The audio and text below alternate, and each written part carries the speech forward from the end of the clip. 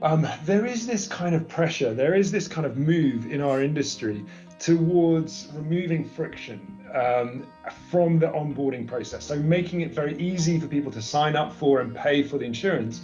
And of course, the less questions that you ask at the point of sale, the less friction there is, or at least that's the perception. And as a result, we're gathering less and less information. In some cases, all we know is someone's mobile phone number or their bank account number or their employee number. We may not know very much about them. And this is one of the reasons why some of this data isn't available. Now, that is a problem. That's a problem for us as an industry, and it's something which we have to work out whether that trade-off of reduced friction at sign up is worth not knowing very much about the end customer. Yeah, because I mean, I understand about reducing the friction at the sign-off, but that must introduce a whole set of other problems. So for example, I can think of two immediately. If you're collecting that data, how sure can you be that the claim that is being made is actually coming from that person? I mean, it introduces massive opportunity for fraud, right? But the other thing is, it must depend on the type of risk that is being insured. So how can you, and again, that raises issues about potentially fraud. So if it's life insurance, how do you know that the person that bought the insurance, who presumably is the one covered, is the one that died?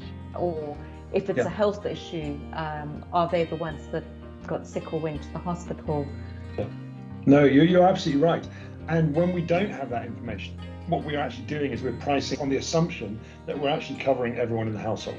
So often those products are sold on the basis that we're selling it to this mobile phone number or this bank account number or this employee number. And we assume that because we don't know very much about the person, that we're actually covering multiple people. So whoever gets sick in that household, whoever dies in that household, will make the claim as if they were in fact the person. And so that's just priced in. And so what we do as an operator is trade off the potential for fraud or the cost of fraud with the cost of increased data at the point of sale. And so it's a commercial trade-off of, okay, how much do I want to pay for the data at the sign-up versus an increased number of claims, and what's the cheapest solution. Now that's a real issue if we want to collect and understand the gender of the clients. And there is a solution, I think, which is to make products, or to have products, or at least have add-ons to products which are very gender specific. So we're just launching our first kind of cervical cancer product. Now, obviously, it's possible that men would buy that product for members of their family, but clearly the people that are covered, anyone who buys that, we know that they're going to be a woman. And so you can create kind of like women specific parts of products.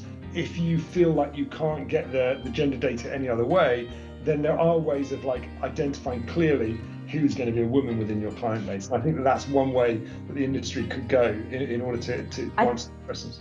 So that's a really interesting idea, and I guess you could also link that to prevention, risk management, prevention, screening, vaccination.